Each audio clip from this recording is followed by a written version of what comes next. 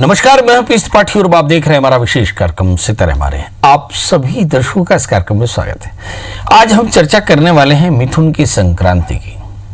जी, मिथुन की संक्रांति की महिमा हम बताएंगे। इसका मतलब ये हुआ कि सूर्य वृषभ राशि से मिथुन राशि में जा रहे हैं। इस संक्रांति को रस संक्रांति कहते हैं और इस संबंध में हम ये जानने की कोशिश करेंगे कि इसका क्या फल है, क्या प्रभाव है, इसका राशियों पर क्या असर पड़ेगा और इसकी किस तरह से सूर्य की पूजा करनी चाहिए ताकि आपको अच्छे लाभ मिल सकें। इसके अलावा आपके फोन कॉल्स होंगे, आप सीधे फोन करके अपने प्रश्न पूछ सकते हैं। हमारा फोन नंबर है 07714008777।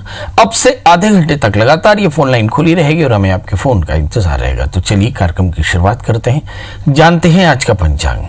आज शुभ संवत 2077 से 1942 सूर्य उत्तरायण का आषाढ़ महीने के कृष्ण पक्षी दशमी तिथि है और दिन सोमवार दशमी रात्रि को 5:10 तक। रेवती नक्षत्र होंगे रात्रि को 3:18 तक। आज चंद्रमा मीन राशि में होंगे। आज का राहु काल 7:03 से 8:43 तक होगा। तो दोस्तों ये तो था पंचांग और अब बात करते हैं मिथुन की संक्रांति की। मिथुन की संक्रांति इसलिए भी महत्वपूर्ण मानी जाती है क्योंकि इसके बाद से भी वर्षा ऋतु का प्रारंभ होता है। जी, एक ऋतु का परिवर्तन आषाढ़ के संक्रांति से शुरू होता है। कुछ लोग इसे रज संक्रांति भी कहते हैं। मिथुन संक्रांति असल में सनातन धर्म में मनाए जाने वाले महत्वपूर्ण धार्मिक पर्वों से एक है, जिसे वर्ष के तीसरे माह की शुरुआत के रूप में देखा जाता है। तीसरे माह मतलब चैत्र, वैशाख, ज्येष्ठ, आषाढ़। तो इसे 12 संक्रांतियों में सबसे श्रेष्ठ दान पुण्य वाली संक्रांति माना जाता है और इसमें ये सारी चीजें की जाती हैं। सनातन के पंचांग के अनुसार यह वर्ष का तीसरा महीना होता है और इस दिन सूर्य वृषभ राशि से मिथुन राशि में प्रवेश करता है और शायद इसी के कारण इसे मिथुन संक्रांति कहते हैं। और इस परिवर्तन से बहुत सारे अच्छे प्रभाव आते हैं। मसलन बारिश की शुरुआत हो जाती है। ये इसलिए भी बड़ा खास हो जाता है क्योंकि त्योहार इस तरह से मनाया जाता है जिसे राजा पर्व कहते हैं। राजा पर्व मतलब राजा का पर्व। इस दिन विशेष रूप से पोड़ा पीठा नाम की मिठाइयाँ बनाई जाती है। गुड़ और नारियल और चावल के आटे और घी से बनाई जाती है। इस दिन चावल नहीं खाया जाता है। ये एक महत्वपूर्ण बात है। मिथुन संक्रांति में कैसे भगवान सूर्य की पूजा करें? सुंदर लाल कपड़े, पीले या फिर सफ़ेद कपड़े पहन करके सूर्य की पूजा करें, मतलब पूर्वाभिमुख होकर के सूर्य को अर्घ दें। और अर्घ में लाल पुष्प, शक्कर, थोड़ा सा कुमकुम, थोड़ी सी हल्दी ये जरूर मिलाएं। ओम घृणी सूर्याय नमः मंत्र का जप करें। श्री हरि नारायण का पूजन करें। इस दिन सिलबट्टे की पूजा धरती माँ के रूप में की जाती है और फिर भूमि कुर्बानंत देवताभ्यो नमः ऐसा धारण करके फिर सिलबट्टे को दूध और पानी से अच्छे से स्नान कराएं। चंदन, सिंदूर, फूल, हल्दी इत्यादि चढ़ाएं और फिर पोड़ा पीठा नाम की मिठाई का भोग लगाएं। पोड़ा पीठा मिठाई को गुड़, नारियल और चावल के आटे से बनाते हैं। मतलब इस तरह करने से आपको फायदा होता है। मिथुन संक्रांति की परंपराएं क्या है? इस दिन सबसे पहले भगवान नारायण की पूजा की जाती है। भगवान सूर्य को अर्घ दिया जाता है। दान किए जाते हैं। लड़कियां झूला झूलती, जरूरतमंदों को कपड़ों का दान किया जाता है।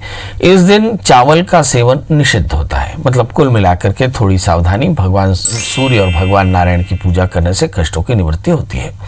मिथुन संक्रांति का पुण्यकाल। आज कितने बजे से मिथुन संक्रांति का पुण्यकाल होगा जहां पर आप नदी का स्नान कर सकते हैं, दान कर सकते हैं? तो सुबह 8:48 से यह समय शुरू हो जाएगा और 10:24 तक की पुण्यकाल रहेगा। इस पुण्यकाल में आपको नदी का स्नान करना, उसके बाद उठ करके भगवान का पूजन करना और भगवान के पूजन के पश्चात बहुत सारी प्रिय वस्तुओं का जरूरतमंदों को दान करना। कोरोना पैंडेमिक में, कोरोना की महामारी में इस तरह के त्योहार बड़े खास होते हैं क्योंकि इन त्योहारों के साथ आप भगवान की पूजा करते हैं और जीव सेवा भी कर पाते हैं, जो इन दिनों में बेहद आवश्यक है। तो ये तो था मिथुन की संक्रांति में करने जाने वाले उपाय। और अब बात करते हैं 12 राशियों की। 12 राशियों में पहली राशि आती है मेष यानी अरीस की। इस राशि वाले जातकों के लिए देखते हैं कि आज मन थोड़ा सा खिन्न होगा, मन मुटाव हो सकता है और साथ में थोड़ा सा उग्रता कम करने के लिए प्रयास भी करने होंगे। ये ऐसा क्यों होने वाला है?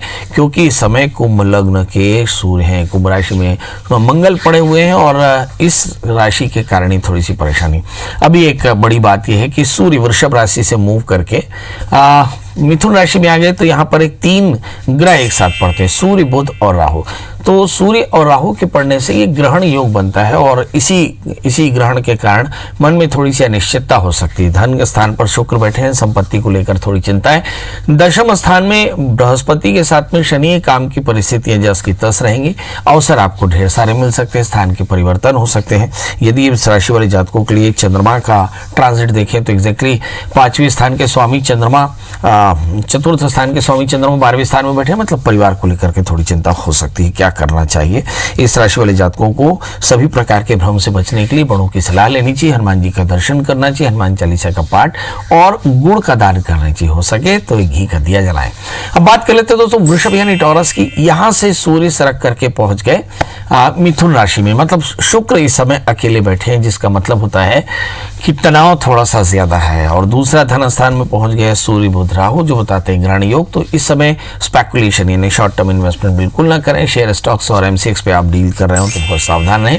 यहाँ अगर हम चंद्रमा की स्थिति देखें, चंद्रमा एग्जैक्टली 11वें स्थान में बैठे हैं, तृतीय चंद्रमा 11वें स्थान में है। लाभ की स्थिति है, अवसर आपको मिल सकते हैं। शनि भाग्य स्थान में है, आध्यात्मिकता, एकाग्रता आपके लिए बेहतर होगी, जीव सेवा करने से फायदा होगा। मंगल अगर हम देखें तो मंगल दशम स्थान में है, मतलब काम को लेकर के थोड़ी चिंता हो सकती है। अच्छे पार्टनर्स आपको मिल सकते हैं। क्या करना चाहिए? इस राशि वाले जातकों को भी शनि के मंत्रों का जप करना चाहिए और काले तिल, काले उड़द का दान करना चाहिए, तो आज का दिन बेहतर होगा। बात कर लेते हैं दोस्तों मिथुन राशि की। यही वो राशि है जिस पर सूर्य ट्रांजिट करके आया है, मतलब मिथुन की संक्रांति यही दिखाई पड़ती है। मैंने वृषभ के बाद मिथुन राशि में सूर्य के साथ में बुध राहु। अब ऐसा तो कहते हैं कि अकेला राहु तोच का होकर बैठा, मगर सूर्य राहु से आक्रांत होने के कारण ग्रहण योग बनता है। मतलब निर्णय लेने में थोड़ी से फुम्बल आते हैं, क्योंकि तृतीय सूर्य है। राहु से आक्रांत हो तो चित्त की एकाग्रता भी कम हो सकती है। सूर्य बुध राहु से आक्रांत हो जाए तो काम में काफी व्यवधान आता है, परिवार को लेकर थोड़ी चिंता हो सकती है, बुजुर्गों के स्वास्थ्य को लेकर चिंता हो सकती है, वाणी का संयम रखना होगा। यहाँ मंगल देखने की चीज है, मंगल भाग्य स्थान में बैठे हैं, शनि गुरु 8वें स्थान में। लाइफ पार्टनर की सेहत का ध्यान रखें, बेवजह का विवाद बिल्कुल ना करें और अपने काम को लेकर के काफी भागदौड़ करनी पड़ेगी, उसके लिए मेंटली प्रिपेयर रहें। अब बात करते हैं चंद्रमा की। चंद्रमा मिथुन राशि वाले जातकों के लिए मीन राशि में पड़े हैं, मतलब दशम स्थान में पड़े हैं। संपत्ति के योग काफी अच्छे होंगे, मगर काम को लेकर के थोड़ी चिंताएं हो सकती है। क्या करना चाहिए? भगवान सूर्य को अर्घ्य दें, आदित्य हृदय स्तोत्र का पाठ करें और पंजीरी का दान करें तो आज का दिन बेहतर होगा। बात कर लेते हैं दोस्तों कर्क राशि की। कर्क राशि में चंद्रमा लग्नेश होकर के भाग्य स्थान में ढेर सारी अपॉर्चुनिटी हो सकती है। आश्रम स्थान में पड़े हुए मंगल जो बताते हैं कि काम को लेकर के, वर्क प्लेस में बॉसेस के साथ रिलेशन को लेकर के थोड़ी चिंता जरूर हो सकती है। नए काम की शुरुआत होगी। यहाँ बृहस्पति और शनि देखें, ये दोनों ही 7वें स्थान में बैठे हैं। कुछ अच्छे दोस्त मिल सकते हैं पर कुछ खराब दोस्त भी मिल सकते हैं। मेरा लाइफ पार्टनर को यूरिन के इन्फेक्शन या थोड़ी सी एलर्जी की परेशानी हो सकती है। पार्टनरशिप में अच्छा काम होगा, आर्थिक परेशानियां दूर हो सकती हैं। जी क्या करना चाहिए? इस राशि वाले जातकों को चाहिए कि इस समय 12वें स्थान में सूर्य बुध राहु पढ़े, तो भगवान दत्तात्रेय कवच का पाठ करें, भगवान सूर्य को अर्घ्य आदित्य हृदय स्तोत्र का पाठ करें, गजेंद्र मोक्ष का पाठ करें। इसके अलावा भगवती महामाया के दर्शन करें, खीर का दान करें तो आज का दिन बेहतर होगा। बात कर लेते दोस्तों सिंह यानी लियो की। इस राशि वाले जातकों के लिए देखते हैं कि इस समय सूर्य राहु से आक्रांत है, एग्जैक्टली 11वें स्थान में है। देखने को तो ऐसा लगता है कि आय की स्थिति बेहतर होगी, मगर सूर्य राहु से आक्रांत होने के कारण आपका रूटीन बाधित हो सकता है। हेल्थ को लेकर के परेशानियां हो सकती है, मेटाबॉलिज्म वीक हो सकता है। आय की स्थिति बेहतर होगी, मगर फैंटेसी बहुत ज्यादा होगी। इसका असर बच्चों पे बहुत बुरा पड़ने वाला है, मतलब बच्चे मन को एकाग्र नहीं कर पा रहे हैं और पढ़ाई और एग्जामिनेशन एकदम सामने है, तो उन्हें बहुत ज्यादा ध्यान देना होगा। बहरहाल द्वादशेष चंद्रमा अष्टम स्थान में बैठे, स्थान के परिवर्तन के योग बन सकते हैं कुछ एक लोगों के लिए। अदरवाइज शेड्यूल बड़ा हैक्टिक रहेगा, दिन थोड़ा सा अनियमित यानी इरेगुलर रहेगा। किसी भी प्रकार का व्यसन या बुरी आदतें आपके लिए पैनिक हो सकती हैं। इस राशि वाली जातकों के लिए क्या करना चाहिए? 7वें स्थान में मंगल है, अच्छे दोस्तों की सलाह लेनी चाहिए। 6ठे स्थान में शनि बैठे हैं जो बताते हैं कि शत्रु वीरता तो रहेगी, मगर शत्रु होंगे। बृहस्पति पंचमें होकर के 6ठे स्थान में। संतान को लेकर के कुछ चिंताएं हो सकती हैं, जिसके लिए कुछ प्रयास करना होगा। बहरहाल क्या कर सकते हैं? चंद्रमा की मंत्र का जप करें, खीर बनाकर बच्चों में बांटें तो आज का दिन बेहतर होगा। बात कर ले तो दोस्तों कन्या राशि की। इस राशि वाले जातकों के लिए देखते हैं कि लग्नेश बुध राहु के साथ दशम स्थान में, सूर्य के साथ में। द्वादशेष सूर्य दशम स्थान में है, स्थान का परिवर्तन हो सकता है। सूर्य और राहु से आक्रांत है, नींद की परेशानियां हो सकती हैं। कुछ आकस्मिक खर्चों के कारण मन परेशान हो सकता है। मंगल 6ठे स्थान में, एनर्जी काफी अच्छी होगी। 5वें स्थान में शनि अपनी जगह पर बैठे हैं, मतलब संतान को लेकर कुछ अच्छा सुनने को मिल सकता है। मगर चतुर्थेश बृहस्पति पंचम स्थान में, माँ का स्वास्थ्य थोड़ा बाधित हो सकता है। आपको खुद के पेट में तकलीफ हो सकती है और मुझे ऐसा लगता है कि एकाग्रता थोड़ी सी कम होगी। बहरहाल क्या करना चाहिए? आलस्य छोड़ें, विलंब छोड़ें और बृहस्पति की मंत्र जप करें, मणों का आशीष लें और केले और नारियल का दान करें तो आज का दिन आपके लिए बेहतर होगा। बात कर लेते हैं दोस्तों तुला यानी लिब्रा की। इस राशि वाले जातकों के लिए देखते हैं कि सब कुछ अच्छा है, भाग्य स्थान में पड़े हुए सूर्य बुध राहु, जिसका मतलब ये होता है कि भाई कहीं ना कहीं इस राशि वाले जातकों को अपने जीवन में उलझाव वैसे ही दिखाई पड़ेंगे। एकादशी सूर्य है, राहु से आक्रांत होकर बैठे, मतलब रूटीन आपका काफी ज्यादा भ्रमित रहेगा, रूटीन में काफी सारा कंफ्यूजन होगा, यानी आलस्य हो सकता है। बहरहाल बुध भाग्य स्थान में बैठे हैं, अपॉर्चुनिटी होंगी, मगर अपॉर्चुनिटी के साथ बाधाएं भी होंगी, मतलब हर कम डिले हो सकता है। मुझे ऐसा लगता है कि अभी इस राशि वाले जातकों के लिए कहने की बात है कि चौथे स्थान में गुरु शनि बैठे हैं, परिवार को लेकर के थोड़ी चिंता। पांचवें स्थान में मंगल है, संतान को लेकर भी चिंता हो सकती है, आप थोड़े से उग्र हो सकते हैं। क्या करना चाहिए? केतु के मंत्र जप करें, गाय और कुत्ते को आहार दें, सूक्ष्म जीवों की सेवा करें तो आज का दिन बेहतर होगा। बात कर लेते हैं वृश्चिक राशि की। इस राशि में देखते हैं कि मंगल लग्नेश होकर के चौथे स्थान में, सामाजिक सरोकार बहुत ज्यादा। तीसरे स्थान में शनि बहुत ज्यादा न्यायप्रिय होंगे, जीवों की सेवा करनी चाहिए, मगर कुछ लोगों को थ्रोट के इन्फेक्शन हो सकते हैं। आत्मविश्वास काफी शानदार रहेगा। इस राशि वाले जातकों के लिए बुरी बात क्या है कि आठवें स्थान में सूर्य बुध राहु एक साथ पड़ गए, मतलब इस राशि वाले जातकों के लिए बहुत ज्यादा जरूरी होगा कि ये विवादों से एकदम दूर रहे। यहाँ पर हम देखते हैं कि दशमेश सूर्य अष्टम स्थान में है, बॉसेस के साथ रिलेशन बेहतर करने होंगे।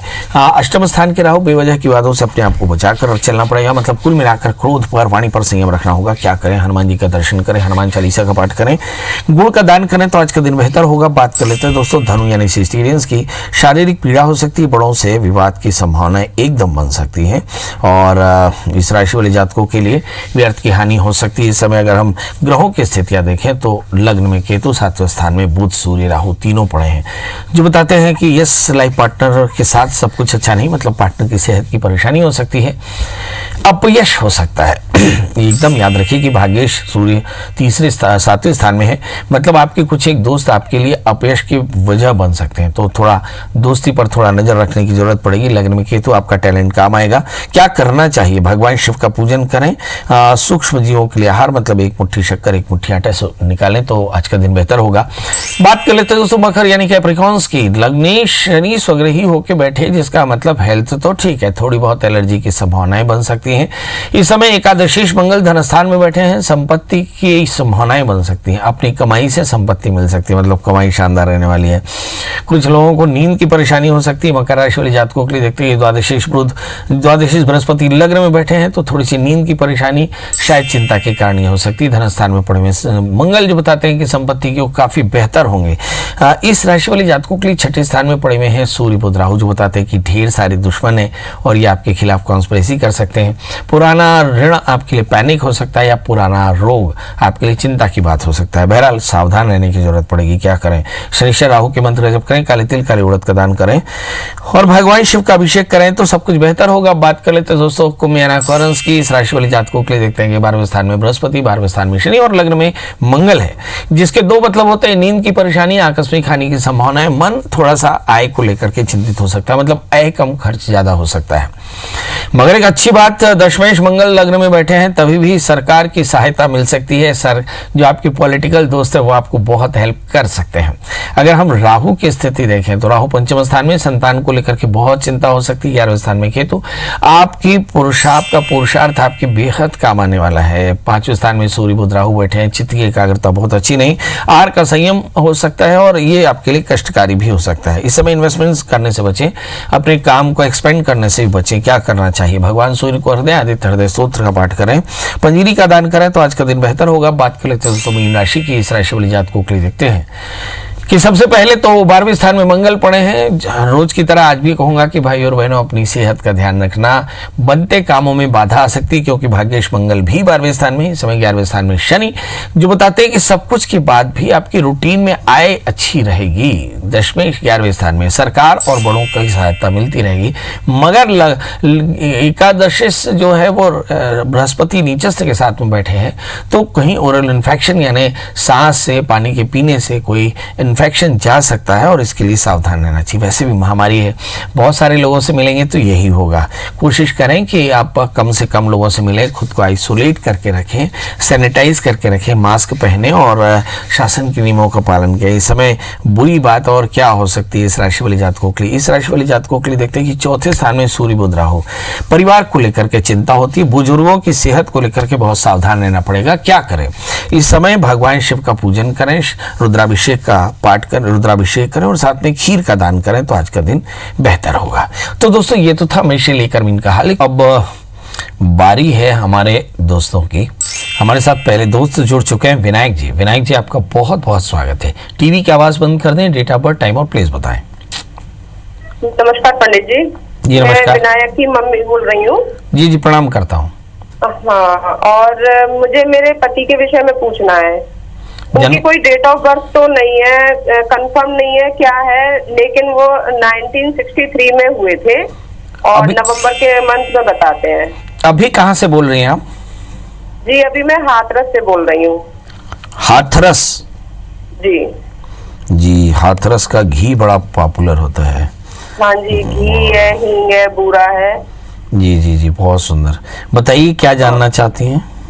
मैं उनके विषय में ये जानना चाहती हूँ कि उनका प्रमोशन बिल्कुल सब कुछ क्लियर हो चुका था कि हाँ अब होने वाला है, लेकिन लास्ट मोमेंट पर आकर के एक साथ रुक गया। बाकी इनके साथ जो भी थे जूनियर्स थे उन सबका हो गया, यही रह गए। ये सरकारी वकील है तो इनका रुक गया। तो क्यों रुक गया और क्या चांस है इनके होने के? एक तो इनके विषय में पूछना है, थोड़ा मुझे अपने विषय में भी पूछना था। मेरी पहले भी आपसे बात हुई थी तो आपने मुझे बताया था, मेरा नाम ऋचा शर्मा है, आपने बताया था मुझे ओपल और ओनेक्स पहनने को, तो मैंने दोनों पहने हुए हैं, लेकिन अभी कोई फायदा नहीं हुआ है। जो मेरी जॉब थी वो भी मैंने छोड़ दी है, तो आगे इन फ्यूचर मेरी जॉब का क्या रहना है ये समझ में नहीं आया। चलिए आइए देखते हैं। एक प्रश्न है कि मेरी जॉब का क्या होगा। आपका भाग्येश बृहस्पति है और 7वें स्थान में है, तो मुझे ऐसा लगता है कि आपकी जॉब निजी तौर पे तो पक्के तौर पर लग जाएगी। सवाल हस्बैंड का है। हस्बैंड के लिए हम देख पाते हैं कि नीच की बृहस्पति शनि के साथ में है। हस्बैंड का भी प्रमोशन हो जाएगा। हस्बैंड को भी वकालत के पेशे में कुछ अच्छा मिलने वाला है, बड़ा कुछ मिलने वाला है, गवर्नमेंट का रिकॉग्निशन मिलने वाला है। इसके लिए चिंता करने की आवश्यकता नहीं। एक छोटा सा काम आप अपने लिए बृहस्पति की प्रियता के लिए थोड़े से नारियल और थोड़े से केले इसका दान कर दें। 11 नारियल 11 केले का दान कर दें और इसी तरह से पति के लिए तिल के लड्डू 1.25 किलो दान करें तो आपकी परेशानियां दूर हो जाएंगी। जी तो विनायक जी के बाद आज हम चर्चा कर रहे थे कि किस तरह से हमें अपने देवता की पूजा करनी। मिथुन का संक्रांति है। आमतौर पे सूर्य को प्रकाश के साथ में ज्ञान का भी कारक माना गया। तो जिन बच्चों को पढ़ाई में परेशानी हो रही है, जिन बच्चों का एग्जामिनेशन है, वो भी इस मिथुन की संक्रांति में भगवान सूर्य की प्रियता के लिए ओम घृणी सूर्याय नमः इस मंत्र का 11 माला जप करें, भगवान सूर्य को अर्घ दें और पंजीरी का दान करें तो आप देखेंगे कि वे भी काफ़ी ज़्यादा फायदे में हो सकते हैं। इसके अलावा वो लोग जिनके जीवन में अनेक प्रकार की दुविधाएं हों, दुविधाओं में मतलब बहुत तरह के विवाद हों, उनको भी आज आदित्य हृदय स्तोत्र का 11 पाठ कर लेना चाहिए। इसके करने से भी आपकी परेशानियां दूर होंगी। याद रखें मिथुन की संक्रांति और इसी में ही आगे चल करके सूर्य ग्रहण होने वाला है, तो निश्चित तौर पर जानिए कि थोड़ा ज़्यादा उद्यम करना पड़ेगा। ये जो इस समय सूर्य ग्रहण लगेगा ये बड़े मामलों में बहुत खास होगा। इस साल का पहला ग्रहण होगा, सूर्य ग्रहण होगा, जिसमें थोड़ी सावधानी रखनी पड़ेगी। ऐसा मानना है कि मिथुन राशि में सूर्य और सूर्य में ग्रहण हो तो थोड़ा सा आपत्ति जो प्राकृतिक जो विपदाएं हैं वो थोड़ी सी ज़्यादा होती हैं, आपत्ति की परिस्थितियां हो सकती हैं। खासकर जो मिथुन राशि वाले जातक हैं उन्हें थोड़ा सावधान रहना पड़ेगा। तो इस पर हम विस्तार से चर्चा करेंगे आगे। अभी तो हम यही कह सकते हैं कि मिथुन राशि में जो सूर्य का परिवर्तन आ रहा है वो अलग अलग राशियों के लिए, अगर मेष राशि को देखें तो ये 3रे स्थान में सूर्य है जो मन में थोड़ा सा भ्रम देगा क्योंकि सूर्य राहु से आक्रांत है। वृषभ राशि वाले जातक मन से थोड़े से परेशान हो सकते हैं, मगर संपत्ति के भी विवाद हो सकते हैं। कन्या कर्क मिथुन राशि वाले जातकों के लिए देखते हैं कि लग्न में ही राहु पड़े हैं, सेहत का और अपयश की संभावनाएं बन सकती है, मतलब सेहत में बाधा हो सकती है, अपयश हो सकता है। कर्क राशि वाले जातकों के जातकों के 12वें स्थान में सूर्य चल जाएंगे, मतलब हेल्थ को लेकर के बहुत सावधान रहना पड़ेगा, खर्च थोड़ा सा बढ़ेगा। अगर हम कर्क राशि के बाद सिंह राशि की बात करें तो इनके लिए ये जो सूर्य का जो संक्रमण है ये बहुत अच्छा रहेगा, इनको काफ़ी फायदा हो सकता है। अगर कन्या राशि वाले जातकों के लिए देखें तो 10वें स्थान में सूर्य जाएंगे, कुछ बड़े परिवर्तन हो सकते हैं। और इसके बाद तुला राशि वाले जातकों के लिए देखें कि सूर्य राहु भाग्य स्थान में जाएंगे, तो निश्चित तौर पर इस राशि वाले जातकों के लिए आय के कुछ नए साधन मिल सकते हैं। वृश्चिक राशि वाले जातकों के लिए अगर आप देखें तो सूर्य 8वें स्थान में जाएंगे, जिसका मतलब ये हुआ कि वर्क प्लेस में थोड़ी सी असहजता होगी, बॉसेस के साथ रिलेशन ठीक नहीं होंगे। धनु राशि वाले जातकों के लिए देखें कि एग्जैक्टली 7वें स्थान में सूर्य जा रहे हैं। ये इस समय अगर हम देखें तो भाग्येश होकर के 7वें स्थान में है, तो मुझे ऐसा लगता है कि भाग्य की वर्धना होगी, मगर कुछ एक दोस्त आपको परेशान भी कर सकते हैं। 6ठे स्थान में सूर्य जाएंगे, जिसका मतलब ये होता है कि अष्टमेश अगर 6ठे स्थान में जाए तो विवाद निपटते नजर आ रहे हैं। 5वें स्थान में सूर्य जाएंगे तो इस राशि वाले जातकों के लिए थोड़ी चिंता की बात हो सकती है, क्योंकि जो सूर्य के 5वें स्थान में भ्रमण है वो निश्चित तौर पर लाइफ पार्टनर की सेहत को थोड़ी पैनिक करेगा। तो मतलब कुल मिलाकर के इस तरह से हमने देखा कि मेघ, वृक, मिथुन, कर्क, सिंह, कन्या, तुला, वृश्चिक, धनु, मकर, कुंभ, मीन, है ना। और इसके बाद जब मीन राशि वाली जातकों के लिए देखें तो ये 4थे स्थान में होंगे, ये रोगेश होकर 4थे स्थान में है। इसका मतलब ये हुआ कि पेट की तकलीफ, खुद के माँ का स्वास्थ्य और वाहन की खराबी ये थोड़ी सी दिखाई पड़ेगी। बहरहाल तो सूर्य चाहे किसी भी स्थिति में हो, आप भगवान सूर्य को अर्घ देते रहें, आदित्य हृदय स्तोत्र का पाठ करते रहें और बच्चों को थोड़ा सा पंजीरी बांटते रहें, तो आप देखेंगे कि परेशानियां दूर होंगी। चलिए, तो आपसे विदा लेने का समय एक वादे के साथ कि कल हम फिर मिलेंगे, मगर जाते जाते वही एक बात कि आप अपना ध्यान रखें, शासन के नियमों का पालन करें, घर में रहें, मास्क लगाएं, सैनिटाइज करें, सोशल डिस्टेंसिंग का पालन करें। दोस्तों, कल हम फिर मिलेंगे किसी नए विषय के साथ, तब तक मुझे दी इजाजत। नमस्कार।